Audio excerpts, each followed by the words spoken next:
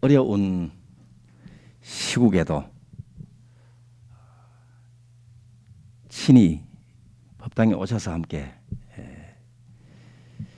데뷔주 20일도 하고 49일 기도에 함께 해주신 여러분 감사합니다. 그리고 유튜브 동영상으로 함께 해주신 여러분 만나보겠습니다.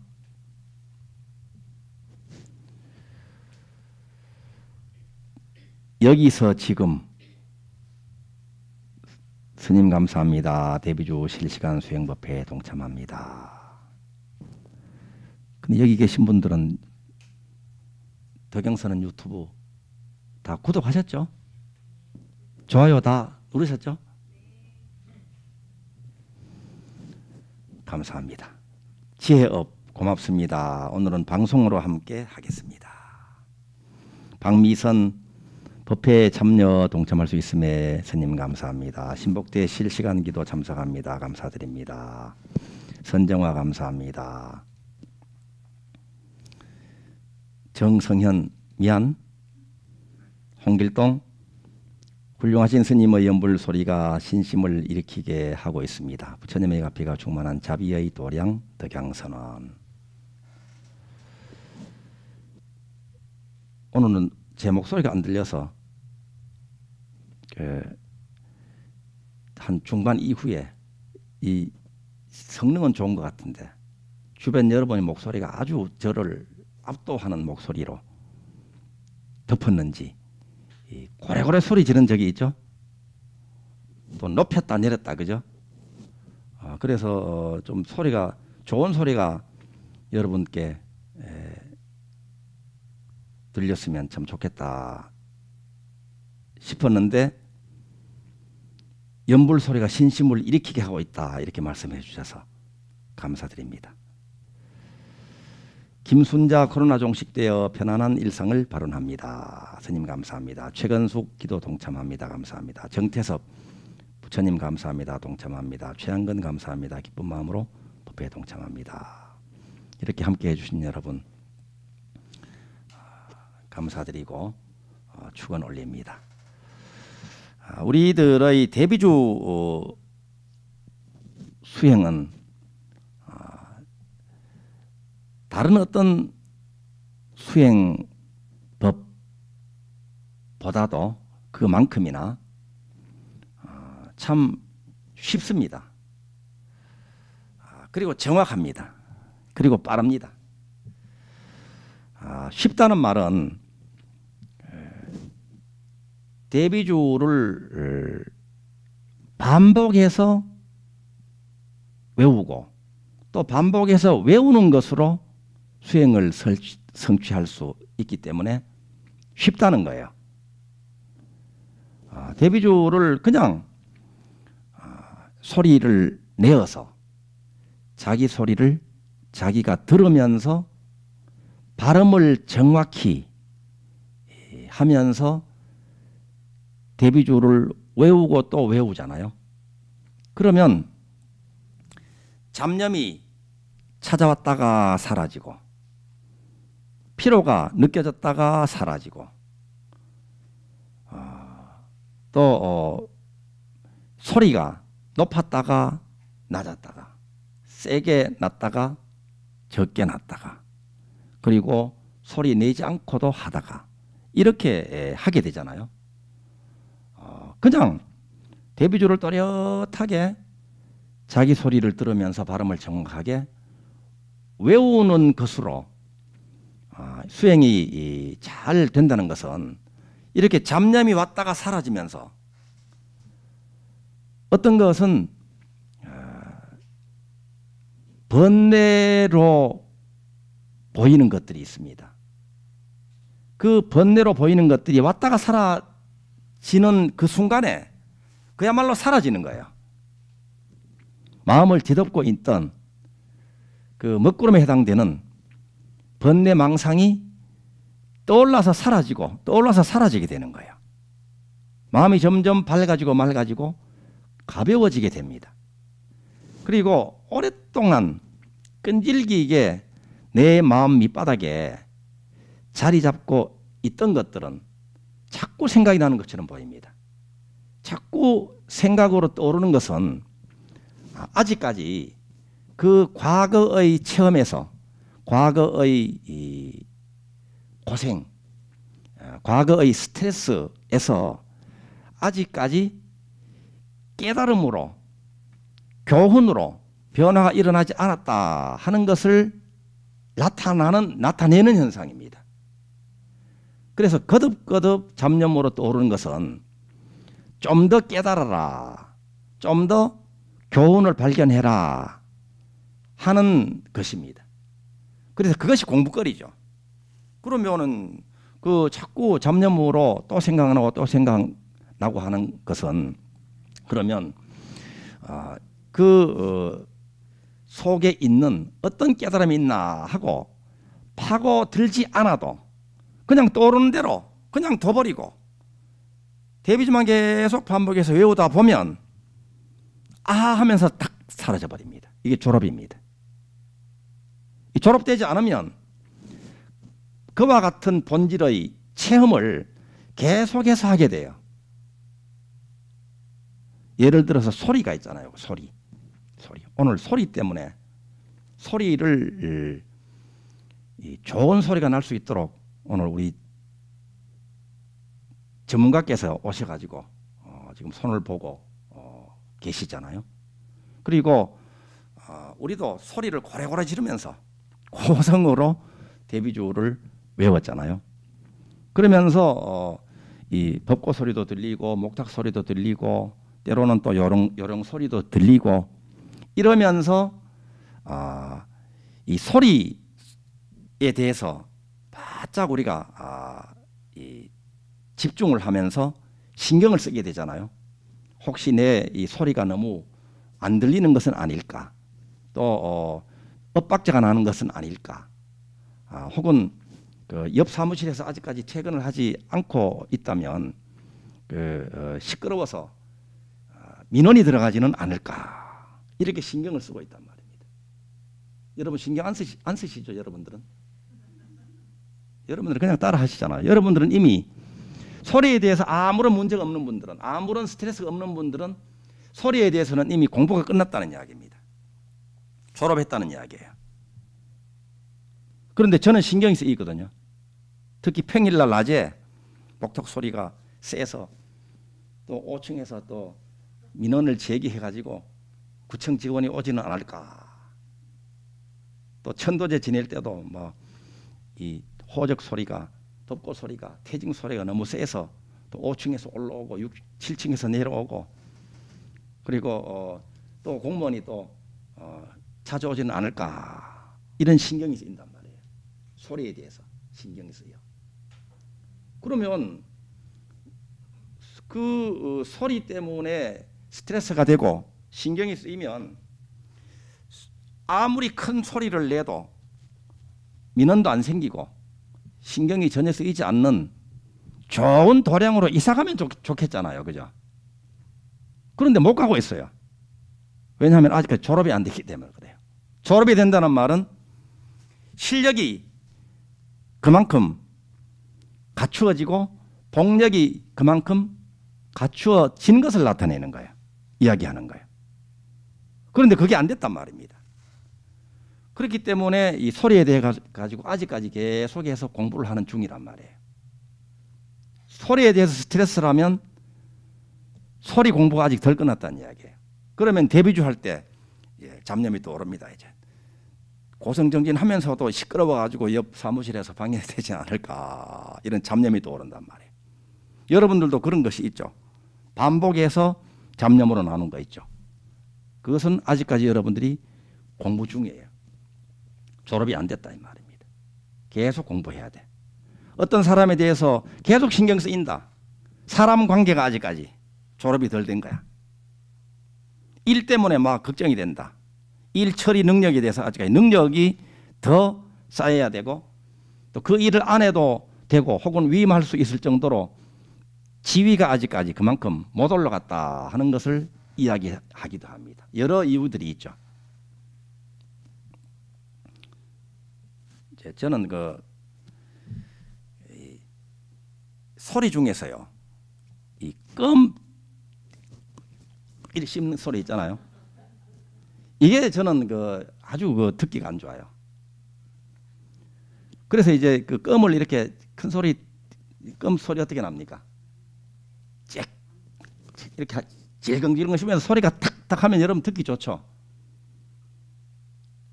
방귀 소리는 듣기 좋습니까? 듣기 좋죠. 그런데 그 소리가 그 소리를 내는 사람이 미운 것은 아닌데 하여튼 뭔가 좀 신경이 쓰이는 소리가 됐단 말이에요. 그래서 제가 이제 그 소리를 듣고 한 30년 전쯤에 그것을 소리를 듣고 이제 그 소리를 좀 안 나게 좀 해달라고 이야기를 한 적이 있어요. 그런데 이제 그 껌 소리가 크게 나는 그 소리가 그러면 한번 이제 듣기가 좀 거북하고 하여튼 불편하다고 이야기를 하게 되면 그분은 어떻게 할까요? 멈추겠죠. 그죠? 멈추는데 또 그 소리 들은 걸 잊어버리고 나중에 또 소리를 또 내거든요. 그래 그게 언제까지 지속되는가 하면 10년 지나고 20년 지나고 30년 지나도 그 소리를 계속 냅니다. 왜냐하면 그 사람은 이게 재미있으니까. 그죠? 그 듣는 사람은 어때요? 불편하거든요. 그래서 이제 그 껌 소리를 이 센 소리를 들으면서 여러분 흉 보는 거 아니에요. 껌 씹는 분들 흉 보는 게 아니에요. 들으면서 왜 저거를 주의를 주기도 하고 듣는 사람이 거북한데도 왜 저거를 안 고치고 계속 그럴까? 그러면서 이제 껌 씹는 사람에 대해 가지고 싫은 마음이 막 일어나려고 하는 거예요. 그러니까 싫고 스트레스가 되는 거예요. 그죠? 스트레스가 되는데 그러면 껌 씹는 사람은 재밌게 아주 유쾌하게 껌을 좋아하니까 이렇게 짹짹 씹는데 그 소리를 듣는 사람이 스트레스가 된단 말이에요. 그러면 누구가 고쳐야 될 일입니까 이게? 자, 공부 주제입니다. 누가 고쳐야 돼요? 이게 정답은 스트레스 받는 사람 거야 이게. 문제로 괴롭고 어떤 일이 생겨서 괴롭고 스트레스를 받는 사람 거란 말이에요. 이게. 그래서 이제 스트레스가 괴로움이잖아요. 그래서 이 스트레스를 받는 사람이 이것이 내 문제구나라고 알고 문제를 자기가 풀어야 되는 거예요. 자기가. 그런데 이제 자기 문제인 줄도 모르고 어떻게 하는가 하면 그 사람을 나무라고 그 사람을 싫어하는 것이 우린 습관이 되어 있어요. 싫은 것이 자기한테 온 것은 다른 사람 탓이다 하고 원망하고 불평하고 탓하는 것이 오래된 끈질긴 습성이란 말이에요. 이걸 발견해서 해결하지 않으면 소리에 대해서 졸업을 못해. 소리에 대해서 졸업을 해야 자기 소리가 잘 나와. 그리고 다른 사람도 좋은 소리가 들려. 그리고 소리 때문에 전혀 스트레스 안 받는 좋은 곳에서 살게 된다 이 말이에요. 그래서 그걸 거슬러 올라가서 이 문제가 어디서 만들어져 가지고 지금까지 내가 이런 문제를 가지고 있나 이것을 찾아보는 게 이게 공부예요. 이게 진짜 재미있는 공부입니다. 이게 여러분이 받고 있는 스트레스 이게 어디서부터 비롯됐을까? 원인이 뭘까? 찾아보잖아요. 그랬더니 거슬러 올라가 봤더니 요게 뭐 순식간에 찾아가. 요거는 예를 들어서 엘리베이터에서 만나가지고 어떤 사람을 만나가지고 엘리베이터에서 만난 사람이 껌을 짹짹 씹는 것을 들으면서 이제 스트레스가 됐단 말이에요. 그러면 엘리베이터에서 들어가지고 내리기 전까지 해결돼 버려. 빠르면 쫙 거슬러 올라가지고 이제 그 소리에 대한 스트레스가 어디서 생겼는가 찾아봤는데요. 놀랍게도 중학교 시절에 있었던 일이에요. 중학교 시절에 시골에서는 이제 이 버스를 타고 뭐 대구 나가려면은 뭐 3시간 4시간 달렸어 그때는 우리 마을에서. 그리고 중학교가 있는 곳에 가면 한참 1시간 정도 간단 말이에요. 30분 1시간 정도. 그런데 그 버스를 탔는데 시골 버스 여차장이 있었어요 그때는. 70년대 초반 이야기입니다. 60년 후반 70년대 초반 이야기예요. 근데 이 여차장이 껌을 이렇게 짹짹 씹는 거예요. 그러면 와, 껌 씹어서 껌 하나 줬으면 좋겠다, 맛있겠다 이렇게 생각이 되잖아요. 그런데 그 껌을 짹짹 씹는 사람이 이제 누군가 하면 우리 친구의 동생이 여동생이야. 친구 여동생인데 그 여동생은 우리를 몰라. 잘 몰라. 어렴풋이 알지. 어느 동네 누구 친구의 여동생이라는 걸 알지. 근데 이 친구가 이 여동생이 상급학교 진학을 못하고 시골 버스 여차장을 하는 것이 이게 쑥스럽고 부끄러웠는지 그 오빠들한테 인사를 안 하는 거예요. 모른 척 하는 거야. 쌩 까는 거야. 그리고 내려가지고 우리들이 이야기하기를 걔가 그 시골 버스 여차장 하는 걔가 누구 여동생이라 나는 그때 알았던 거죠. 그러니까 이제 껌 씹는 그 여동생이 자기를 부끄러워하고 당당하지 못하고 그리고 껌 씹는 거에 대해서 우리들이 이 흉을 봤단 말이에요. 그러니까 껌 짹짹 씹으면 어떻게 돼요? 그 어린 마음에 흉 본다. 흉 보는 것을 감당해야 된다. 남들이 흉 볼 거야 하는 것을 가지고 있는 거예요. 그리고 또 자기 자신에 대해 가지고 덜 당당한 사람으로 보는 거예요. 거기서부터 비롯됐단 말입니다. 그래서 그것을 알고 그래서 그렇구나. 스트레스 받는 사람의 문제다 하는 것이 오늘 핵심이에요. 그래서 다시 한번 그 소리를 내는 사람을 생각해 보면 그 사람이 왜 안 고쳐주나 이건 내가 그렇게 요구할 뿐이란 말입니다. 그죠? 사적인 공원에서 껌 씹을 수도 있죠. 그죠? 공식 석상에서 남들 데뷔주 막 소리 내는데 껌 씹지 않잖아요. 사적인 공원에서 껌 씹는 그 사람을 보고 껌을 좋아하는구나. 무슨 껌을 좋아하지? 그러면서 껌을 한번 사가지고 선물한 적도 없단 말이에요. 그런데 자기 마음이 안 맞다고 나무라는 마음을 가지게 되고 또 껌 씹는 그 사람을 통째로 싫어한단 말이에요. 싫어해 왔다 이 말입니다. 그래서 이 소리가 졸업이 안 됐다는 걸 이야기하는 거잖아요. 그러면 너는 어떤가를 봐야 돼 이제. 너는 어떤가? 너야말로 소리 때문에 소리로 남들 스트레스를 얼마나 많이 주고 살았는지 몰라. 이 내 자신이.